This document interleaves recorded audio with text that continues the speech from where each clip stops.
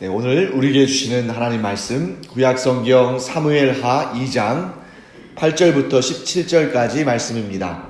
네, 저와 함께 읽어보겠습니다. 사울의 군사령관 넬의 아들 아브넬이 이미 사울의 아들 이스보셋을 데리고 마하나임으로 건너가 길르앗과 아술과 이스라엘과 에브라임과 베냐민과 온 이스라엘의 왕으로 삼았더라. 사울의 아들 이스보셋이 이스라엘 왕이 될 때에 나이가 40세이며 2해 동안 왕위에 있으니라.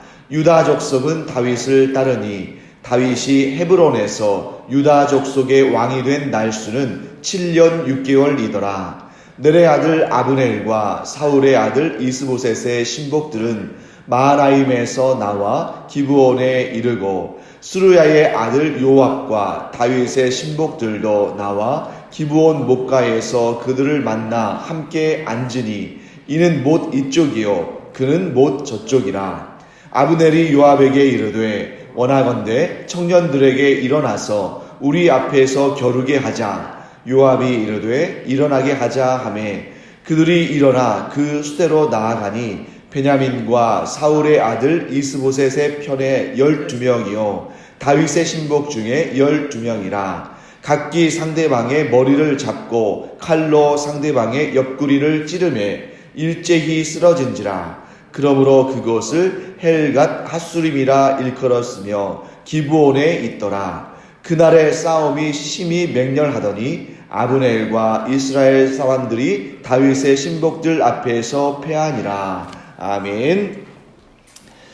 네, 여기에 이제 몇 가지 지명들이 등장하죠. 잠깐 이 지명들에 대해서 우리가 살펴보고 본문의 내용들을 좀 자세히 들여다보도록 하겠습니다.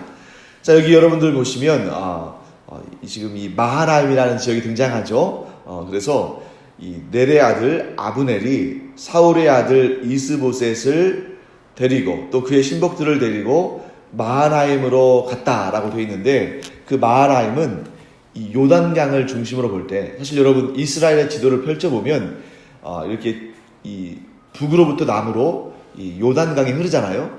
근데 이 요단강이 흐를 때 요단강의 동쪽은 변방이라고 볼 수 있습니다.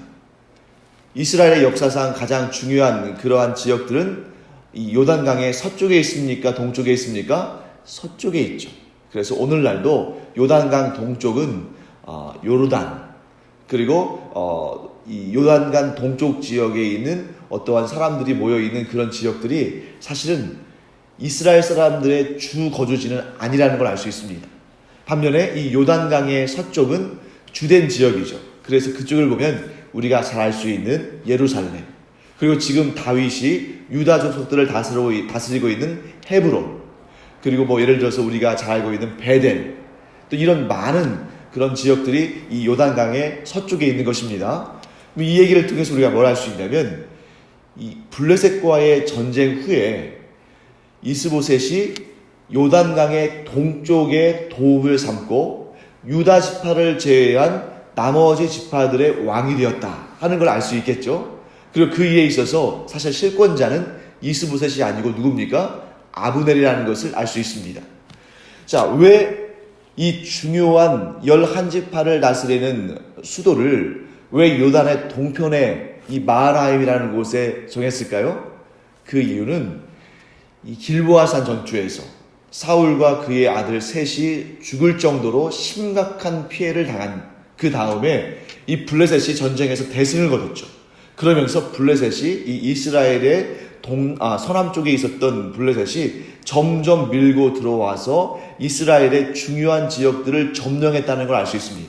이스라엘의 가장 중요한 지역들, 이 중앙 지역을 점령하니까 이 상대적으로 강을 건너는 것은 이 군대의 입장에서는 상당히 좀 시간도 필요하고 에너지가 필요한 일이잖아요. 그러니까 이 강을 건너면 상대적으로 이 이스라엘 사람들에게 안전한 지역이라고 볼 수 있죠.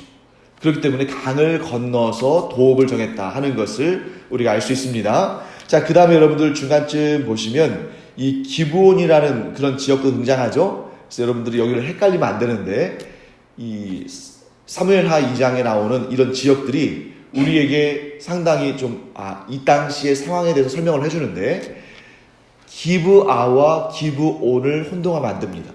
기브아라는 지역은 사울의 중심지였어요. 사울 왕이 중심지로 삼고 있던 그런 지역이고, 여기에 있는 기브온이라는 지역은 이스라엘의 장차 종교적인 중심지가 됩니다. 그래서 이 기브온에는 산당, 여러분 보통 우리가 산당이라고 그러면 우리에게 좀 나쁜 이미지를 가지고 있잖아요.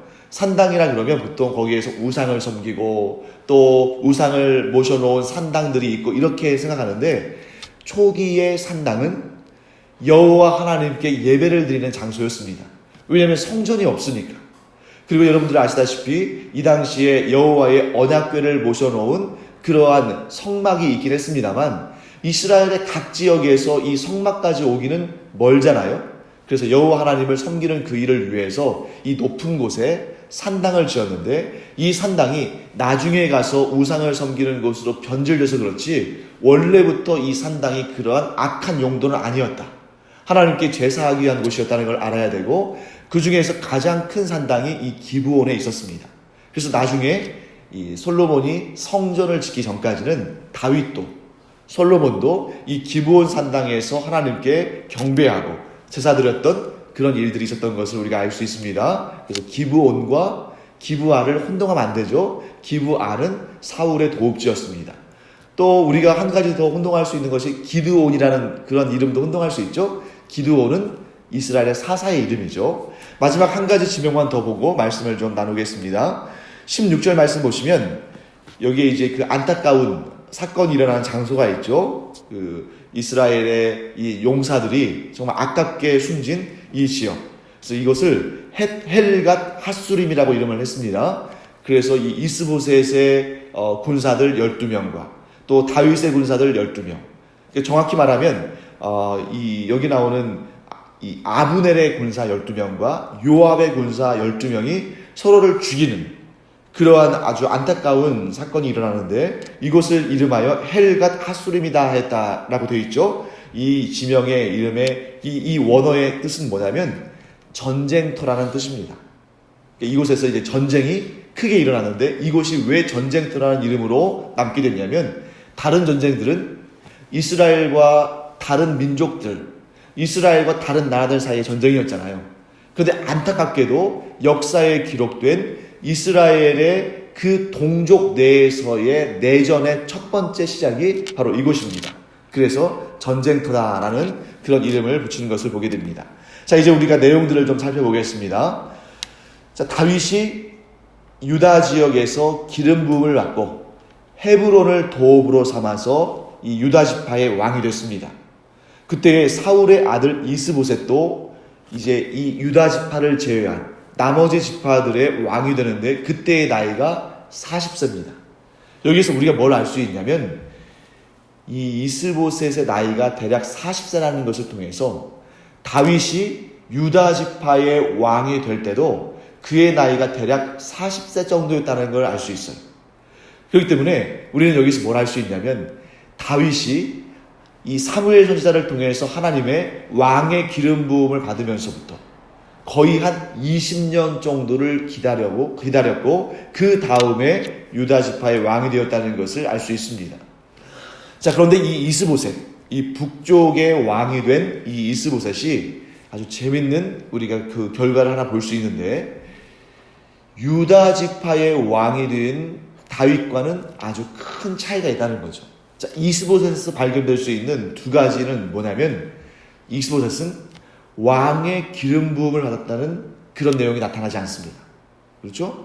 이스보셋을 하나님께서 왕으로 삼기 위해서 기름 부음을 행하셨다는 내용이 어디에도 나오지 않아요. 즉 이스보셋은 하나님께서 인정한 왕이 아니라는 것입니다. 자, 또 한 가지는 우리가 앞에 본 본문에서는 이 유다 지파의 사람들이 다윗을 사랑하고 다윗을 추대해서 유다 지파의 왕으로 세웠다는 내용이 앞에 나옵니다. 그러니까 이 다윗은 하나님의 기름 부음을 받았을 뿐만 아니라 이 유다 지파 사람들의 호의를 받고 그들의 사랑을 받고 그들의 추대를 받아서 이 유다 지파의 왕이 됐음을 알 수 있습니다. 그런데 이스보셋은 어디에도 이스라엘 사람들의 사랑을 받고 이스라엘 사람들의 추대를 받아서 왕위에 올랐다는 내용이 없어요. 자, 그러니까 다윗과 이스보셋의 차이는 무엇이냐? 다윗은 하나님의 선택함을 받고 하나님의 기름 부음을 받았습니다. 그리고 이 유다 지파의 사람들의 마음을 얻었고 그들이 존중했고 사랑해서 왕으로 추대했습니다. 그런데 이스보셋에게는 이 두 가지가 다 없었죠. 그러면 어떻게 해서 이스보셋은 이스라엘의 유다 지파를 제외한 나머지 지파들의 왕이 되었나? 거기에 대해서 오늘 본문은 이렇게 설명합니다. 자, 누가요? 넬의 아들 아브넬이 이스보셋과 그의 신복들을 데리고 마하나임에 가서 그를 왕위에 올렸다고 되어 있는 거죠. 자, 오늘 본문의 말씀에 그런 내용들이 설명되는 것이죠. 그래서 이스보셋은 사실은 하나님의 택하심을 받은 것도 아니고 이스라엘 사람들의 존대함과 그들의 추대를 받은 것도 아니고 아브넬이라는 한 사람의 정치적인 야욕으로 인해서 그가 택함을 받은 것입니다. 자, 그렇다면 우리는 뭘 할 수 있습니까? 지금 유다 지파를 제외한 나머지 지파의 실권자는 이스보셋입니까? 아니면 아브넬입니까? 아브넬이라는 걸 알 수 있죠. 여기에서 우리가 이제 앞으로 한 몇 장 정도, 한 두 장 정도 이제 한두 장 아브넬에 대한 내용을 볼 텐데요. 아브넬이 굉장히 정치적인 수완이 좋은 사람이고 굉장히 야심이 큰 사람이라는 걸 알 수 있습니다. 자, 여러분, 사람 중에 자기 스스로 왕이 되기를 거부하는 사람이 얼마나 있겠어요? 기회가 없어서 안 되는 거지. 자기에게 그런 기회가 주어졌다, 자기에게 그런 힘이 있다 그러면 스스로 왕이 되기를 거부할 사람이 얼마나 있겠습니까? 더군다나 아브넬은 이렇게 정치적인 야심과 야망이 있는 사람이기 때문에 기회가 주어진다면 스스로 얼마든지 왕이 되고 싶은 사람이었을 겁니다. 그런데 아브넬은 머리가 굉장히 좋은 사람이었어요. 뭐냐면 자기 안에 이스라엘의 왕이 되기 위한 두 가지의 굉장히 중요한 조건이 없다는 걸 알았습니다. 이게 뭐냐면 첫째, 정치적으로 그는 이스라엘의 왕이 될 가능성이 없었죠. 왜냐하면 그는 사울의 직계가 아니었기 때문입니다. 여러분, 우리가 이 앞에 사무엘상 31장에서 길보아산 전투에서 이 사울의 가문이 몰락하는 내용을 봤죠. 그때 사울의 가문 중에 누가 죽었습니까? 사울 왕이 죽었죠. 그 다음에 요나단이 죽었습니다. 그리고 아비나답이 죽었어요.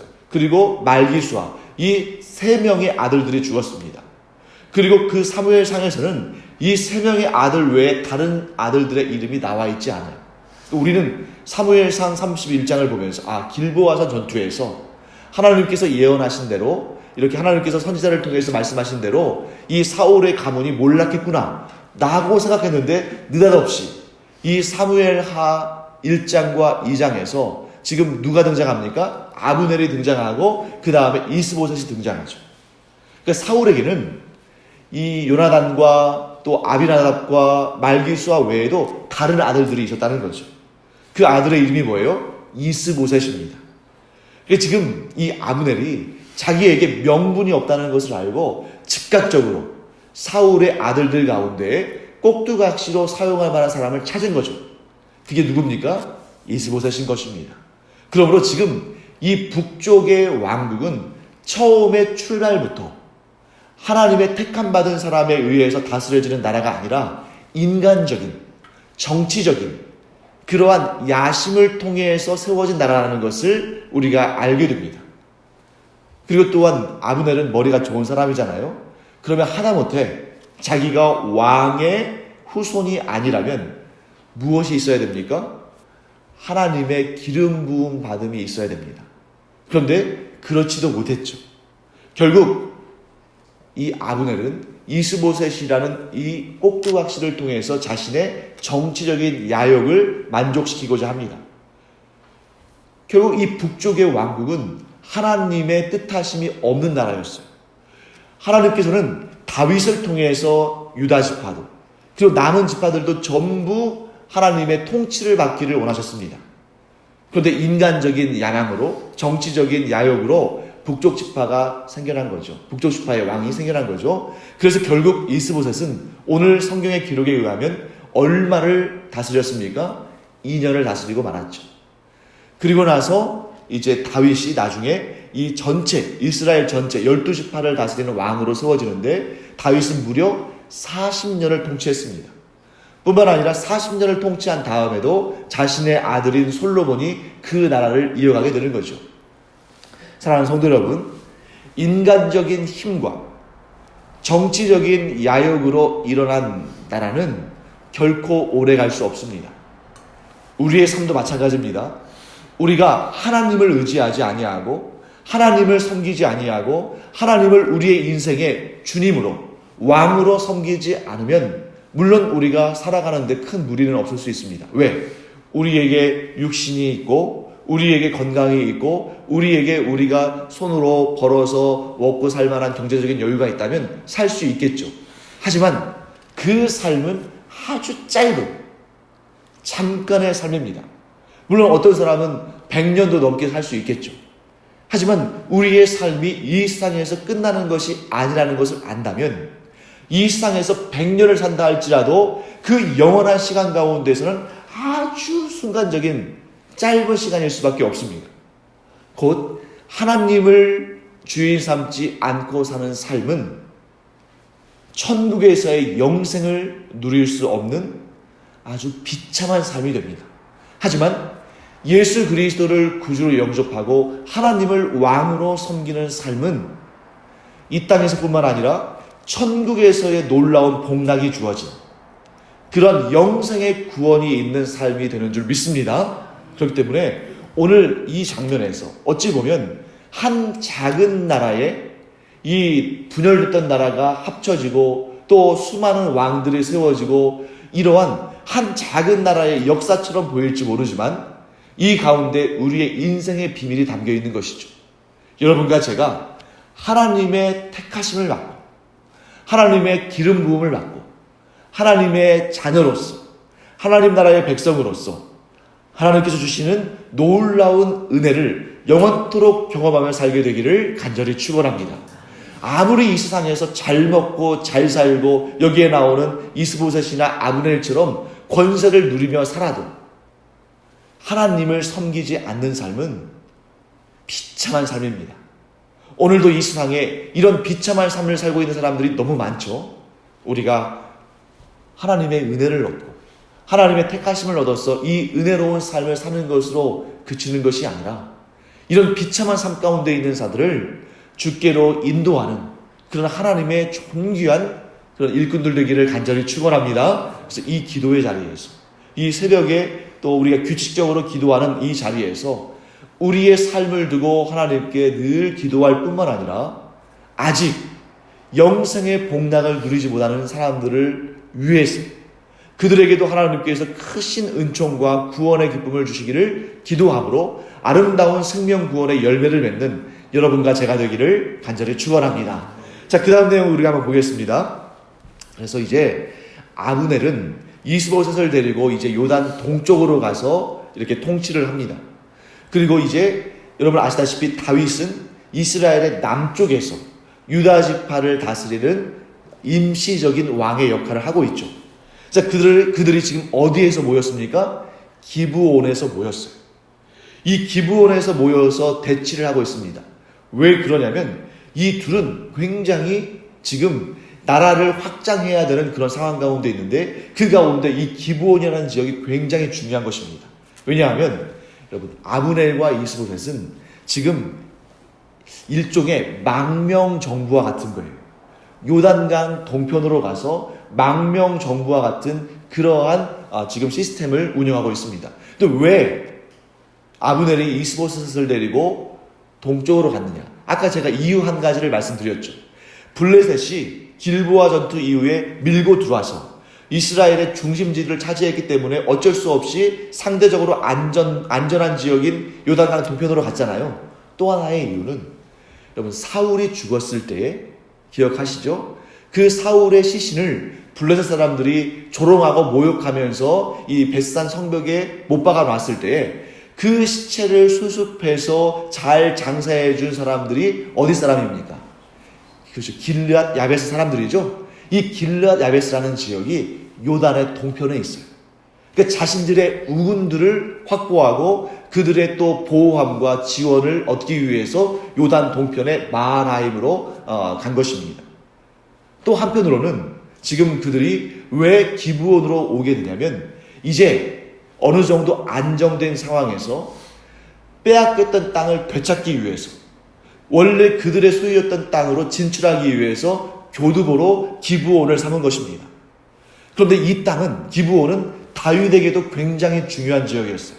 왜냐하면 이 유다 지파는 이스라엘 전체를 놓고 볼 때에 이 남쪽에 치우쳐 있었기 때문에 이스라엘 전체를 차지하기 위해서는 이 중앙 쪽으로 밀고 올라가야 됩니다. 그런 상황 가운데에서 이스라엘의 중앙 지역에 있던 기브온은 전략적으로도 굉장히 중요한 지역이었죠. 그렇기 때문에 이들이 서로 양보할 수 없는, 기브온을 두고 서로 양보할 수 없는 지금 그런 전략적인 요충지를 차지하고자 하는 그들이 맞붙은 것입니다. 자, 그때 아브넬과 요압 사이에 어떤 말이 오가냐면 아브넬이 먼저 제안합니다. 이런 뜻이겠죠.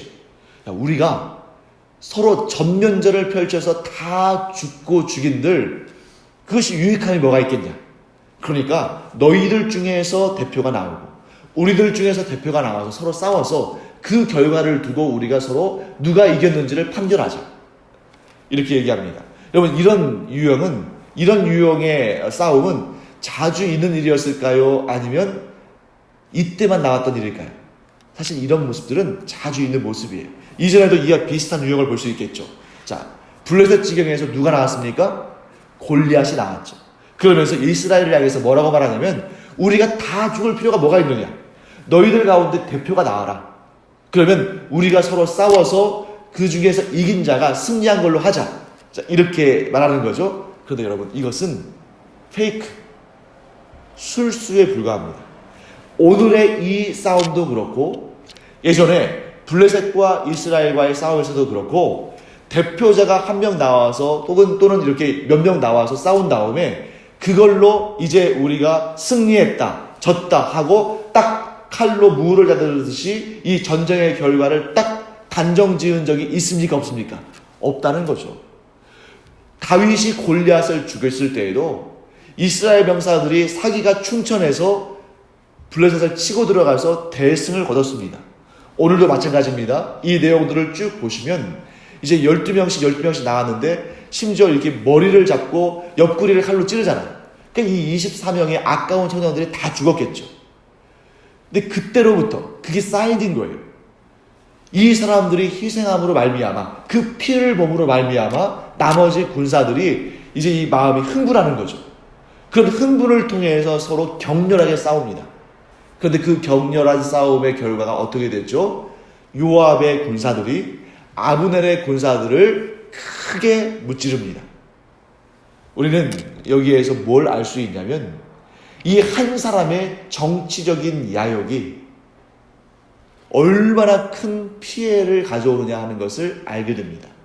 여러분, 여기에서 이 아브넬이 사실 정치적인 야욕을 가지고 있지 않았다면 이런 식으로 사람의 생명을 쉽게 생각하지 않았을 거예요.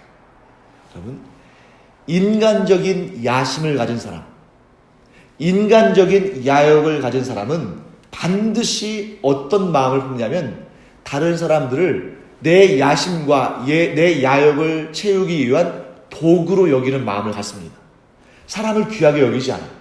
그래서 여러분 이 다윗을 우리가 참으로 본받아야 되는 이유 중에 하나는 이 사무엘 상하를 통해서 우리가 다윗 이야기를 앞으로도 지금까지도 많이 봤고 앞으로도 많이 보겠습니다만 다윗은 한 사람 한 사람을 얼마나 소중히 여겼는지를 우리는 알게 됩니다. 그러니까 하나님께서 다윗에게 왕의 기름 부음을 부어주신 이유가 있어요. 다윗은 항상 하나님을 자신의 왕으로 여겼고 이스라엘의 왕으로 여겼으며 자기 자신을 하나님께서 맡겨주신 청지기의 신분으로 여겼습니다. 그렇기 때문에 하나님께서 내게 맡겨주신 이 백성들, 이 양 한 마리 한 마리를 내가 얼마나 사랑으로 돌봐야 되는가, 항상 그 마음으로 가득 차 있었죠. 그러니까 사람을 굉장히 아끼고 보살폈습니다. 물론 실패할 때도 있었죠. 우리아를 죽인 경우와 같이 그렇게 양 한 마리 한 마리를 아끼는 마음을 잠깐 잊은 적도 있지만, 전반적으로 볼 때 다윗은 사람을 아끼는 사람이었습니다. 반면에 자신의 야욕으로, 정치적인 야심을 가지고 자기의 이름을 드높이고자 했던 이 아브넬은 사람을 결코 아끼지 않아요. 이 12명의 대표가 어떻게 될지 뻔히 알면서 그들을 사지로 몰아가는 것입니다. 사랑하는 성도 여러분, 우리가 이 세상을 살아가면서 내 자신을 높이고 내 자신의 야욕과 야심으로 살아간다면 주변 사람들에게 해를 미칠 수밖에 없습니다. 사람을 존중히 여기지 않습니다. 그것은 하나님께서 기뻐하지 않으시는 일이에요. 그런데 우리가 하나님을 주인 삼고 살면, 우리가 하나님의 기름 부음 받은 사람들이라면 우리 안에 어떤 마음이 임합니까? 한 사람 한 사람을 소중히 여기는 마음을 갖습니다. 저는 오늘 여러분을 이렇게 축복하기를 원합니다. 여러분과 저는 하나님의 부르심을 받은 자들이고 하나님의 존귀한 일꾼으로 세워진 자들인 줄 믿습니다. 그것을 어떻게 드러낼 수 있는가? 한 영혼 한 영혼을 소중히 여기며 그 한 사람 한 사람을 사랑하는 마음을 갖는 그 마음의 중심으로 우리가 어떠한 존재인지를 드러낼 줄 믿습니다. 그래서 오늘 이 기도하는 시간, 우리가 우리 주변을 돌아보기를 바랍니다.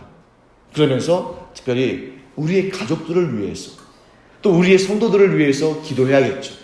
뿐만 아니라 아직 예수 그리스도를 믿지 않거나 혹은 신앙생활 하다가 잠시 실족해서 떠나 있는 이들을 붙들고 그들을 위해서 기도하고 그들이 주님을 향한 믿음을 회복하거나 믿음을 갖는 일, 그래서 구원을 회복하고 구원을 얻는 일을 위해서 우리가 힘써 기도한다면 그 기도가, 그 마음이 우리가 하나님의 사람이라는 것을, 우리가 하나님의 일꾼이라는 것을 증명할 줄 믿습니다. 그래서 이 기도의 자리, 우리가 다윗처럼 한 사람 한 사람, 한 영혼 한 영혼을 존귀히 여기고, 그래서 하나님께서 그 모습을 보시면서 우리를 더욱 귀히 여기시고 우리에게 더욱 복된 것들을 베푸시는 그런 은혜의 자리가 되기를 간절히 축원합니다. 기도하겠습니다. 하나님, 주님의 은혜를 감사드립니다. 오늘 하나님을 사랑하는 사람이 어떤 마음을 갖는지, 하나님을 사랑하지 아니하고 자신의 야욕을 따라 살아가는 사람이 어떤 마음을 갖는지를 살펴봤습니다. 저희들은 하나님의 존귀한 일꾼들인 줄 믿습니다. 그러므로 한 영혼 한 영혼 사랑하며 아끼며 섬기며 그들을 위해서 기도하는 하나님의 기도의 일꾼이 되게 하여 주시옵소서. 감사드리며 예수님의 이름으로 축복하며 기도합니다. 아멘.